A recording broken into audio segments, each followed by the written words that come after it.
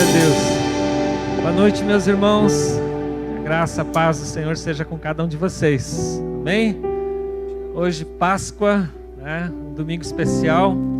E talvez seja para nós cristãos a data mais importante do calendário cristão.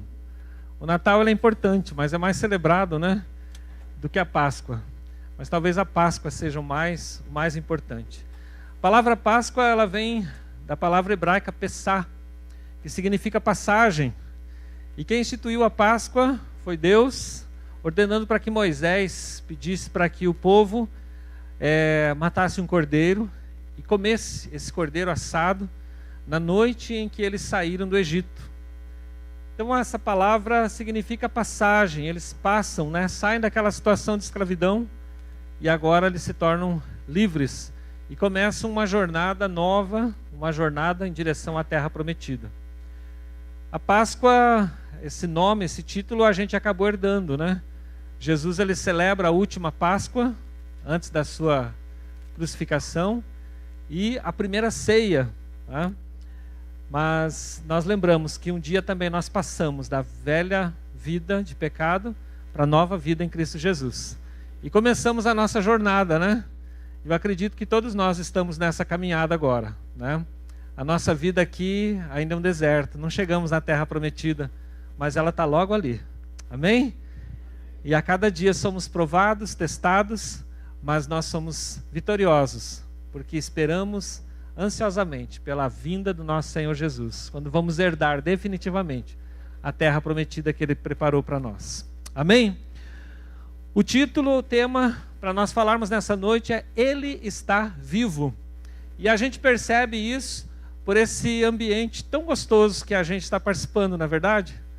Como o pastor Adilson falou aqui, o pastor Jefferson orou, a gente começa a cantar, adorar a Deus e sente uma presença, uma coisa extraordinária, e a gente tem vontade de pular, de gritar bem alto, né? Não sei se com vocês, mas comigo é assim, né? Aí eu me contenho um pouco, né? Que eu fico pensando assim, já passei da idade de pular muito, mas aí começa a doer as pernas, as articulações já não ajudam muito, né? Aí eu fico meio descompassado, meio desengonçado, né? Não tenho assim uma habilidade assim motora, né? Mas a vontade é tanta, né? A vontade é tanta de adorar a Deus e expressar essa adoração com todo o nosso ser. Louvado seja Deus. Queridos, vamos ler um texto bíblico que está na primeira carta de Paulo aos Coríntios, capítulo 15, dos versículos 17 até o versículo 23. Está projetado aqui para nós. Diz assim, ó: E se Cristo não ressuscitou, é vã a vossa fé, e ainda permaneceis nos vossos pecados. E também os que dormiram em Cristo estão perdidos. Se esperamos em Cristo só nessa vida, somos os mais miseráveis de todos os homens. Mas de fato, Cristo ressuscitou dentre os mortos e foi feito as primícias dos que dormem. Porque assim como a morte veio por um homem, também a ressurreição dos mortos veio por um homem. Porque assim como todos morrem em Adão, assim também todos serão vivificados em Cristo. Mas cada um por sua ordem. Cristo as primícias, depois os que são de Cristo na sua vinda. Amém, glória a Deus. O capítulo 15, que Paulo escreveu na primeira carta aos Coríntios, ele trata de um assunto específico. Esse assunto é o assunto da ressurreição. Jesus, conforme esse texto, ele ressuscitou primeiro. Ocorrem na Bíblia alguns outros casos de ressurreição, mas esses outros voltaram a morrer. Mas Jesus ressuscitou e Ele vive para sempre, sempre. Louvado seja Deus. Antes de entrarmos aí nessa palavra, eu quero convidar vocês para a gente fazer um passeio turístico. Tá? E a gente vai começar esse passeio lá pela Arábia, né? Pela Arábia Saudita. Nós vamos visitar um túmulo de um camarada muito famoso. Tá?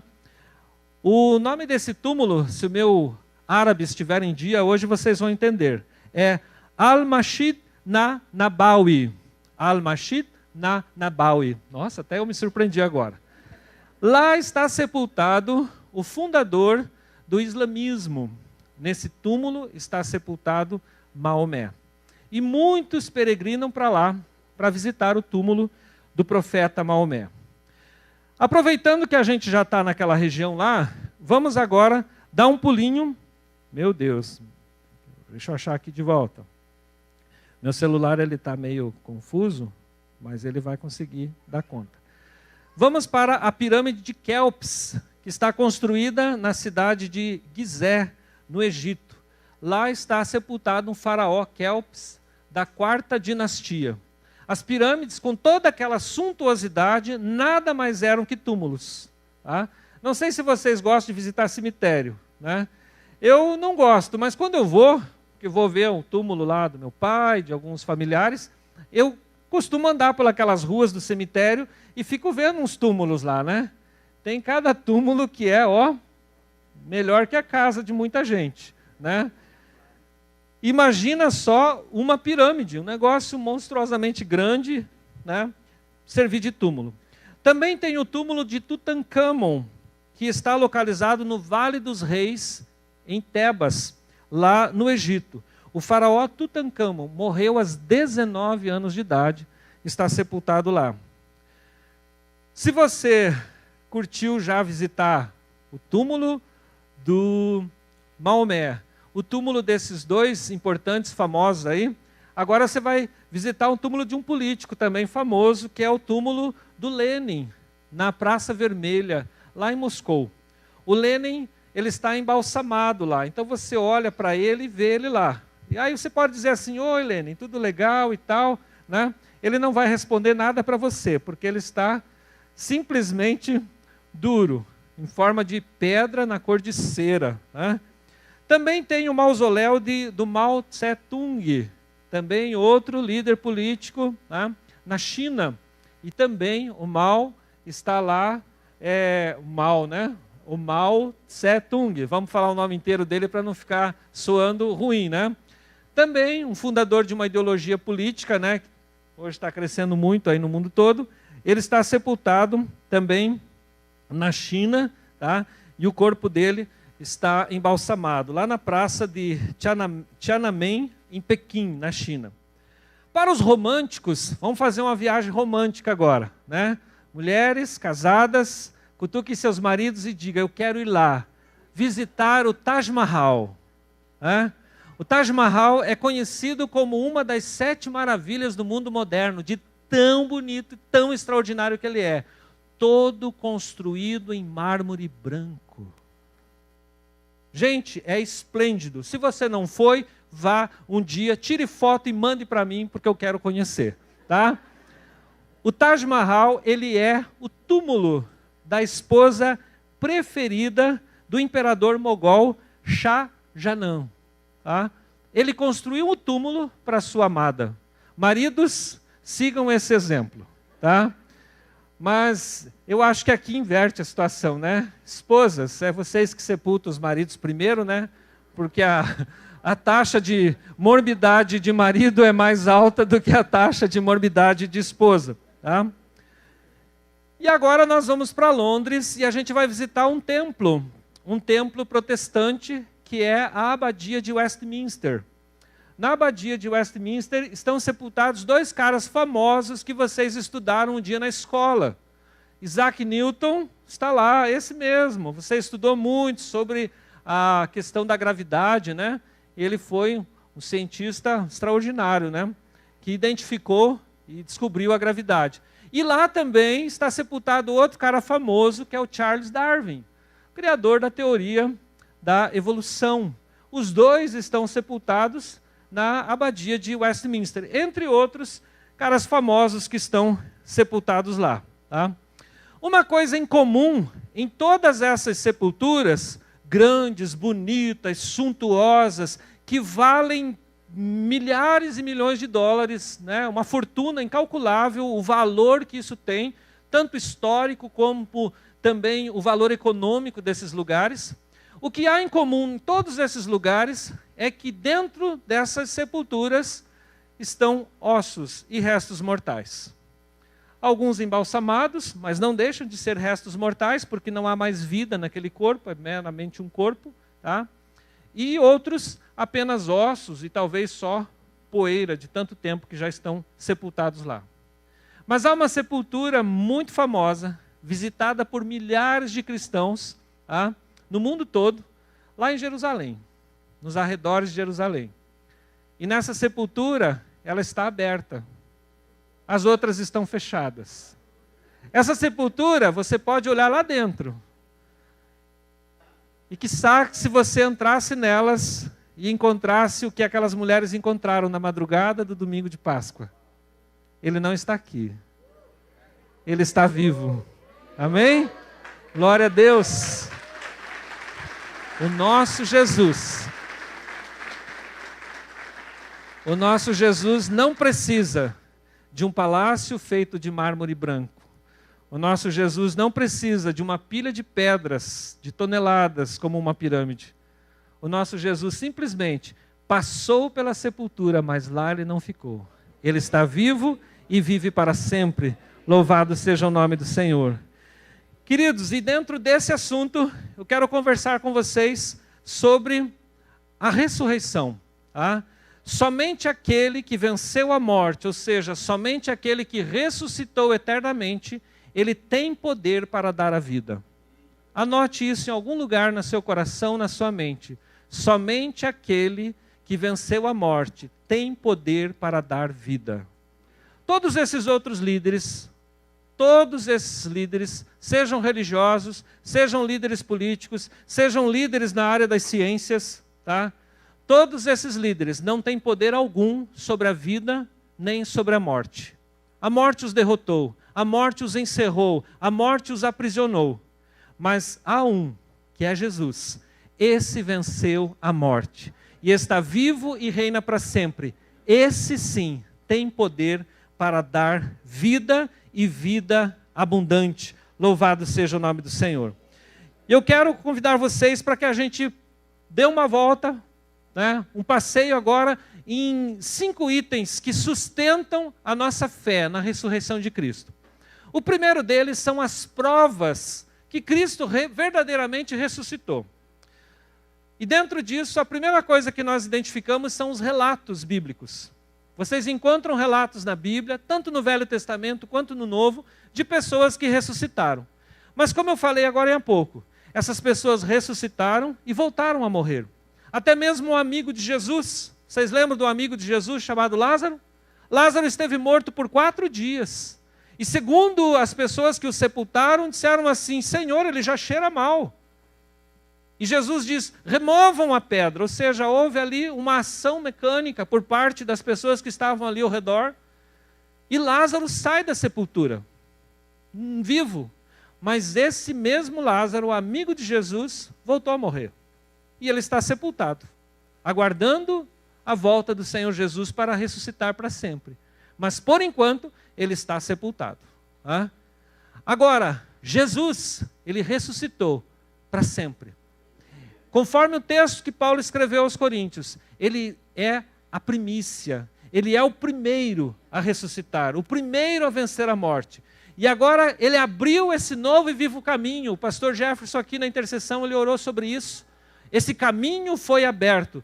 E através da vida de Jesus, da morte e ressurreição de Jesus, através da vida eterna de Jesus, nós estamos nesse mesmo caminho.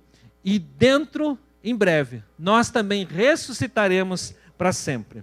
Se vocês estão ouvindo um barulhinho lá em cima, é um teatro que as crianças estão assistindo, tá? Não se preocupem, tá certo? Ninguém está sofrendo lá não, tá? É meramente uma encenação. Vamos continuar aqui. Então, a primeira coisa que nós encontramos são os relatos bíblicos, tá? Outra coisa, o túmulo vazio, já citei para vocês. O túmulo de Jesus não tem nada, está vazio, tá? Num dos lugares foi construída uma igreja, a igreja do Santo Sepulcro. Segundo a tradição católica, acreditam que seja aquele lugar. Mas há um lugar fora da cidade, à parte, onde muitos peregrinos cristãos visitam, que existe também, atestam que seja esse de fato o túmulo. Tá? Uma outra coisa também que prova que verdadeiramente ressuscitou, que Jesus ressuscitou, são as testemunhas. E são muitas as testemunhas que viram Jesus ressuscitado. Tá? E eu quero convidar vocês para abrirem a Bíblia aí em 1 Coríntios 15, do versículo 4 ao versículo 7. Tá? E a gente vai descobrir que não foram poucas pessoas que viram Jesus ressuscitado. Se a gente tivesse apenas sabido de 1, 2, 3 ou 10 ou 20, poderíamos até duvidar e questionar, mas será que eles viram mesmo? Mas vamos ver aí o texto. E que foi sepultado e que ressuscitou ao terceiro dia, segundo as Escrituras, e que foi visto por Cefas e depois pelos 12. Depois foi visto uma vez por mais de 500 irmãos, dos quais vive ainda a maior parte, mas alguns já dormem também. Depois foi visto por Tiago, depois por todos os apóstolos. Queridos, quando esse texto foi escrito, quando Paulo escreveu esse texto, desses 500 irmãos que viram Jesus ressuscitado, muitos ainda estavam vivos. Tá? Então, os relatos bíblicos, o túmulo vazio, as testemunhas, são provas incontestáveis de que Jesus de fato ressuscitou. Mas há um fato também extraordinário, que para os judeus foi de fundamental importância, que foi a conversão de Saulo. Saulo viu e ouviu o Cristo ressuscitado. Ele é o último dos apóstolos a ser chamado. Atualmente existe o ministério apostólico, mas como apóstolo bíblico, Paulo foi o último, chamado exclusivamente por Jesus. Tá? E a conversão de Saulo, ela foi de fundamental importância para que os judeus crescem de fato que Jesus havia ressuscitado, por causa da importância e a autoridade que Saulo exercia na liderança religiosa judaica naquele tempo. Portanto, a igreja nasce entre judeus, a igreja se desenvolve inicialmente entre eles, primeiro Jerusalém, Judeia, Samaria, e depois alcança os confins da terra. E hoje eu e você estamos aqui porque cremos no Cristo ressuscitado, que vive para sempre. Amém? Louvado seja o nome do Senhor. Portanto, as provas da ressurreição, que eu selecionei aqui para a gente analisar, são essas inicialmente. Mas se você for pesquisar, se você for estudar mais a fundo, você vai descobrir que existem outras tantas mais. Tá? A segunda questão que eu quero apresentar para vocês é que a ressurreição é a única que possibilita uma fé salvadora. Se Cristo não tivesse ressuscitado, em vão seria a nossa fé. Não teria valor algum a gente acreditar num Cristo morto, num líder religioso morto.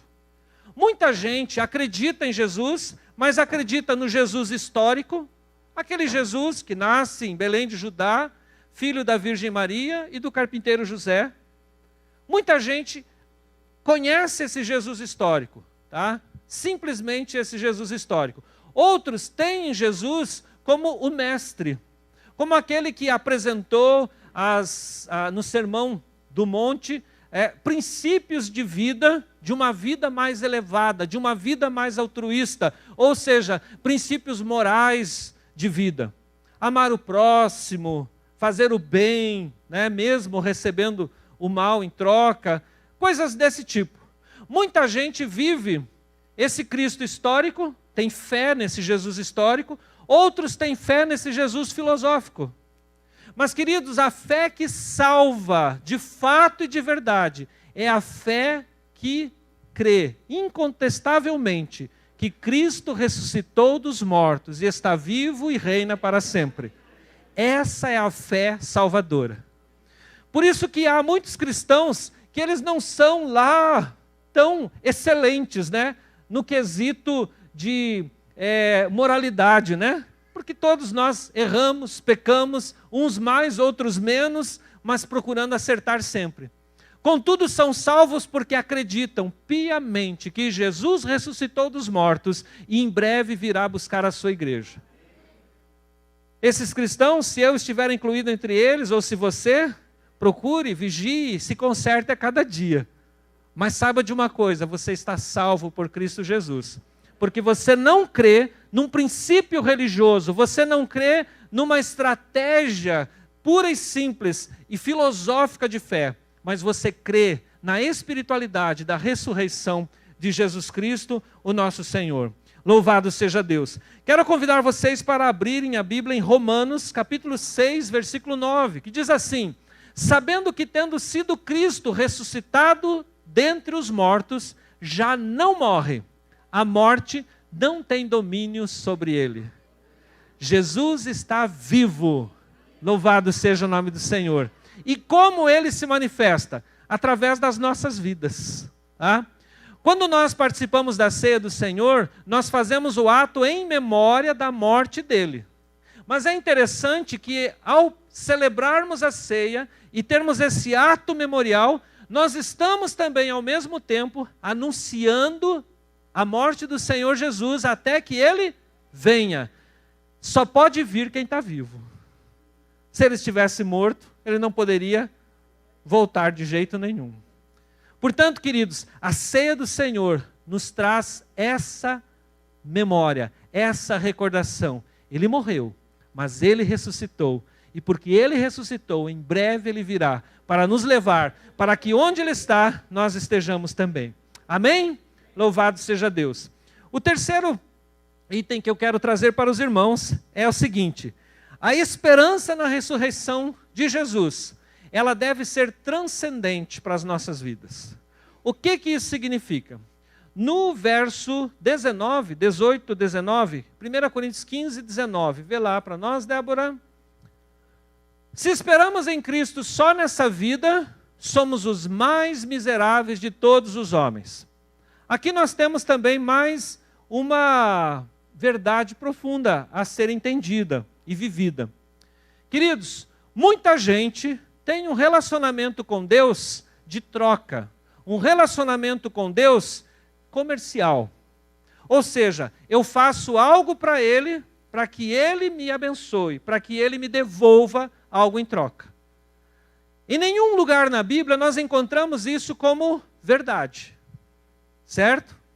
Desde a primeira religião, lá no passado, aquelas religiões politeístas que tinham várias divindades. Por que várias divindades? Porque eles tinham um Deus que era o Deus da colheita. Então o que eles faziam? Eles separavam oferendas, ofertas, e eles entregavam para essa divindade, para que as suas colheitas fossem abundantes e eles prosperassem. Então era preciso agradar os deuses para receber o benefício desses deuses. Desde o Egito Antigo e muito antes, nas religiões da Mesopotâmia, vocês vão encontrar esse tipo de comportamento.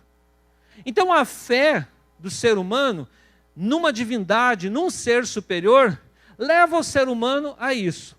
Mas é interessante que tudo isso foi construído. Por quem? Pelo próprio ser humano. Tudo isso é ideia do ser humano. Em ciências da religião, vocês estudarão sobre mitos, né? E esses mitos religiosos foram construídos justamente para que alguém se beneficiasse deles. Quem se beneficia? Eu tenho uma divindade superior, tá? E eu tenho o povo. Agora, eu vou falar para o povo o que essa divindade quer, e eu me torno então um intermediário, me torno o sacerdote entre o povo e essa divindade. É entregue uma oferenda para a divindade.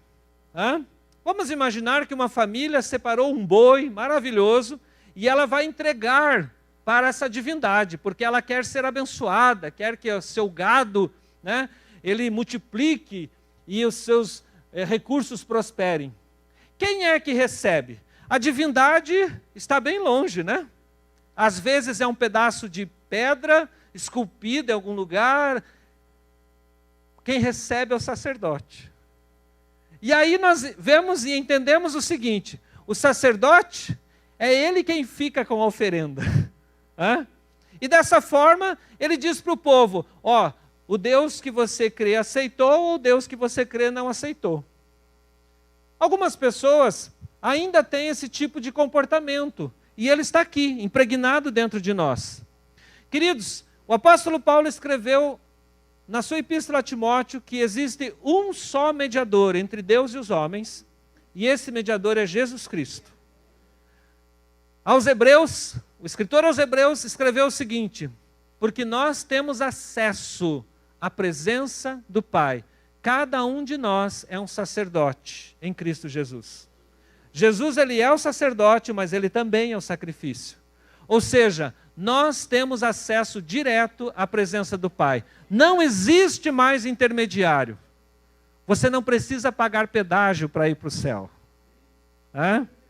Nós doamos, ofertamos, entregamos ao Senhor, né? Mas como que é esse entregar ao Senhor? Deus, ele é autossuficiente, ele não precisa de absolutamente nada nosso. Antes da gente existir, ele já era quem ele é. E se a gente deixar de existir, ele continua sendo quem ele é. Vocês entenderam isso? Tá? Mas nós, ao contribuirmos, nós estamos sustentando a obra dele. Tá? Simplesmente isso. Mas não significa que isso vá para ele, que ele desfrute disso ou aproveite isso. Quem vai desfrutar disso, segundo a Bíblia, são os órfãos, as viúvas e aqueles que perecem e estão perdidos. Esses sim serão alcançados com as nossas ofertas, com as nossas contribuições, e a obra do Senhor continua crescendo e alcançando cada vez mais vidas. Esse deve ser o nosso entendimento, certo? A nossa esperança na ressurreição, ela deve ser, portanto, transcendente. Ela deve estar acima desse pensamento.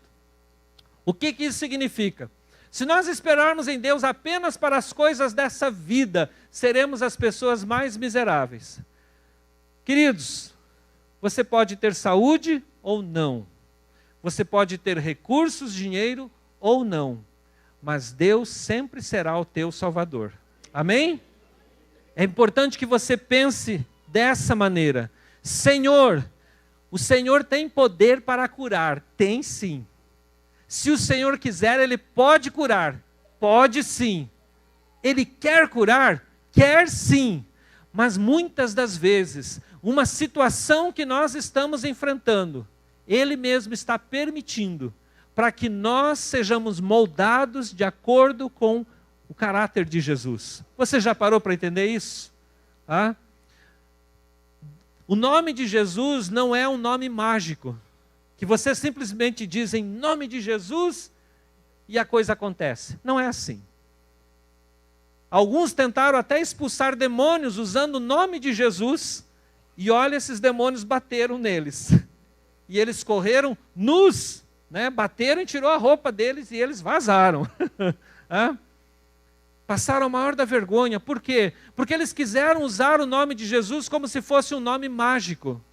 Queridos, o nome de Jesus tem total e plena autoridade para aqueles que são de Jesus. Então, quando nós pensamos da seguinte maneira, que é algo transcendente, é algo que está muito acima de qualquer situação ou circunstância que nós possamos passar. Queridos, se através de uma enfermidade nós passarmos dessa vida, nós estaremos com Deus para sempre, e lá nós não seremos mais doentes. Se através de uma dificuldade nós seguirmos firmes diante do Senhor sem murmurarmos, queridos, nós estaremos glorificando o nome do Senhor Jesus. Já aconteceu com algum de vocês de ir visitar alguém que está muito enfermo, já nas últimas, moribundo, e você pensar, eu vou levar uma palavra de conforto, vou orar com o irmão, com a irmã, e você chegar lá e você sair confortado e consolado? Comigo já aconteceu várias vezes. Por quê? Eu vou lá pensando, nossa, coitado do irmão, coitada da irmã, como está enfermo, né? Mas aí você chega lá, começa a conversar com o irmão ou com a irmã, e ele diz assim, eu estou prontinho para ver Jesus. É como se ele te falasse assim, antes de você. E a gente se coloca no lugar da pessoa e diz que inveja, não é verdade? Queridos, por quê? Porque essa fé, essa esperança na ressurreição eterna, ela transcende qualquer circunstância da nossa vida.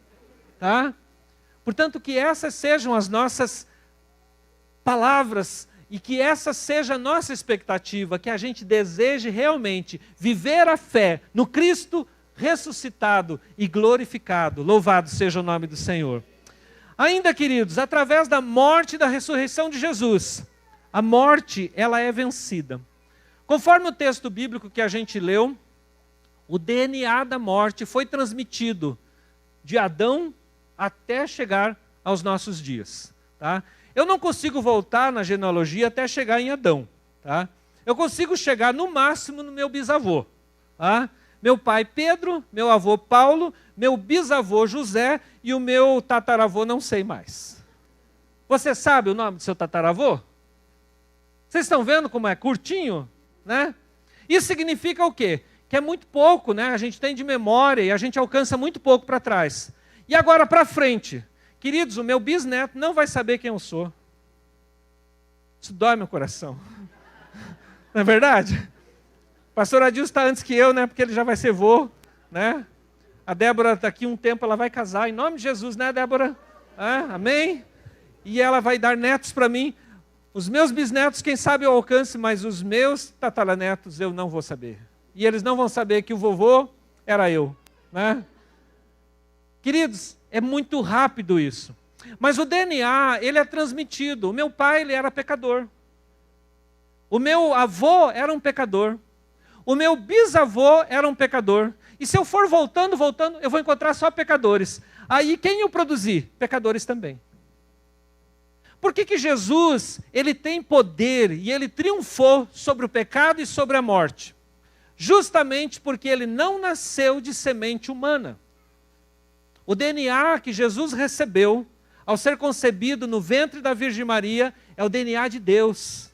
O próprio Espírito Santo foi quem gerou, no ventre da Virgem Maria, o corpo de Jesus. Jesus é Deus e ele se faz homem. E segundo o Evangelho de João, ele habitou entre nós, cheio de graça e de verdade, e vimos a sua glória. Louvado seja Deus. Jesus foi concebido sem pecado. Isso significa que ele não foi concebido de semente humana. Ele não é filho de Adão. Ele é filho de Deus. Louvado seja o nome do Senhor. E sabe como que nós quebramos esse DNA? Sabe como que nós quebramos essa origem pecaminosa? Quando nascemos de novo. E Jesus falou isso para Nicodemos. Nicodemos já era um homem de idade, ele era mestre da lei. E aí Nicodemos disse: Senhor, como é que eu faço para fazer parte do teu reino? E Jesus disse: Nicodemos, é preciso nascer de novo. E o Nicodemos diz: mas como é que é isso, senhor? Eu não entendo esse negócio, eu já sou velho. Vou entrar de volta na barriga da minha mãe, vou sair de lá. Aí Nicodemos: não é nada disso. Jesus diz: não é nada disso, Nicodemos, você está por fora, rapaz. Vou te explicar. Vou desenhar, é melhor, né? Aí Nicodemos diz: então desenha, Senhor. E aí Jesus desenha. Jesus diz assim: Nicodemos, é preciso nascer da água e do Espírito. Agora ficou mais fácil. Como que nós fomos concebidos? No ventre da nossa mãe. Dentro do quê? Envolto no quê? Numa bolsa. E essa bolsa era cheia d'água. O líquido aminoático. Foi ou não foi? Você nasceu da água, eu também. Quando arrebentou a bolsa, o que aconteceu com aquela água? Saiu fora. E imediatamente você tinha que ser tirado de dentro da sua mãe para você não morrer sufocado. Eu demorei um cadinho para sair de lá. E aí, machucaram muito minha mãe, tadinha, né? E aí, por fim, como não tinha jeito, eu não saía de jeito nenhum, fiquei lá. Eles colocaram um ferro dentro dela, pegaram aqui na minha cabeça e me puxaram pela cabeça. Sabe aquele fórceps? Eu saí com o crânio esmagado assim. Aí meu zoinho ficou para fora, esbugalhado, né? Pensa, eu fui um bichinho muito feio. Hoje eu sou lindo, mas eu era feio, né? Já fui mais feio, né? Queridos, e eu tive sérios problemas de visão, né? Eu não enxergava e tive muitos problemas e graças a Deus, com o passar dos anos, eu usei óculos, aqueles óculos fundo de garrafa que tinha uma molinha que amarrava assim nas orelhinhas. Eu tenho umas fotos do meu tempo de escola, né? Todo aquele ano que a gente tirava foto assim, que tinha escrito uma plaquinha assim e tal, né? Eu estava de óculos, né? E aí vocês me veem sem óculos hoje, eu enxergo bem, eu consegui até ler o versículo ali na televisão. Deus me curou, eu sarei, né? Com o passar do tempo. Então eu enxergo, vou precisar voltar a usar óculos por causa da idade, né? Já passei dos 50, começa a aperrear de novo. Mas durante muitos anos eu não precisei, glória a Deus. Queridos, como que se quebra isso? Quando nós nascemos do Espírito. Ao nascer da água, todos nós nascemos pecadores, semente de Adão. Mas quando nascemos no Espírito, nós recebemos o DNA de Jesus. E agora quando Deus olha para mim e olha para você, Ele não vê mais um pecador perdido. um pecador condenado ao inferno. Ele olha para nós e vê quem? Ele vê um pecador salvo. Ele vê um pecador convertido, porque ele nos vê através do seu Filho Jesus. Amém? E quando ele olha para mim, ele olha para você, ele vê brevemente um ressuscitado e ressuscitado para sempre. Se não ressuscitado, um glorificado, porque o que aguardamos é algo extraordinário, gente. E eu já vou falar o que nos espera, né? Gente, nem Spielberg, não sei se tem outro melhor que ele, né? No meu tempo era o Spielberg. Nem Spielberg consegue produzir ou reproduzir o que nos aguarda. Louvado seja o nome do Senhor. A ordem da ressurreição e da vida. Como que isso vai acontecer? Vamos ver, 1 Tessalonicenses, encerrou o tempo, 4, 13 a 17. Não quero, porém, irmãos, que sejais ignorantes acerca dos que dormem, para que não vos entristeçais como os demais, que não têm esperança. Porque se cremos que Jesus morreu e ressuscitou, assim também, aos que em Jesus dormem, Deus os tornará a trazer com ele. Dizemos-vos, pois, isso pela palavra do Senhor, que nós, os que ficarmos vivos para a vinda do Senhor, não precederemos os que dormem. Sabe aquele teu ente querido que já está no Senhor? Meu pai, um deles, faleceu no ano 2000, aos 52 anos de idade, já está com Deus. Meu pai vai ressuscitar primeiro. E vai receber um corpo glorificado antes que o meu, na volta do Senhor Jesus. Se eu, até lá, morrer, vamos ressuscitar juntos. Né? Mas se eu estiver vivo, eu vou encontrar com Ele nas nuvens. Você vai encontrar com essa pessoa querida que você tanto amou aqui na terra, sabia? Ele está pertinho de receber o teu abraço. E o que acontece com essa pessoa? Quando ele faleceu, quando ele morreu aqui na terra, ele fechou os olhos. Sabe aquela noite de sono profundo que você tem? Que você deita, fecha os olhos e quando você já acorda, já é de manhã? Já aconteceu isso com você? Você viu a noite passar? Não. Mas ela passou, várias horas se passaram. Assim acontece com os que dormem. Eles fecharam os olhos, no momento que ele abrir os olhos, ele abrirá os olhos ouvindo o alarido da trombeta de Jesus. Louvado seja Deus. Amém? Gente, crer na ressurreição de Jesus é demais. E isso tudo está nos esperando. Agora, para terminar, Romanos 8, 18. Vamos dar uma olhada lá. Romanos 8, 18. Porque para mim tenho por certo que as aflições desse tempo presente não são para comparar com a glória que nos está preparada, que há de ser revelada. Queridos, toda dor, todo sofrimento, toda angústia, toda escassez vai acabar. É só um pouquinho. Aguenta aí, mais um pouquinho. É só mais um pouquinho. Permaneça firme, crendo em Jesus, que é só mais um pouquinho. E eu quero convidar você, se você quer se apropriar dessa verdade, a verdade da ressurreição, e dessa forma viver uma vida transcendente, viver uma vida no sobrenatural, viver uma vida espiritual, não focada nas coisas, nas necessidades, nas dores, nas lutas, nos sofrimentos de cada dia. Mas se você quer transcender tudo isso e acordar cada manhã cheia de expectativa e fé na volta do Senhor Jesus, quero te convidar a ficar em pé.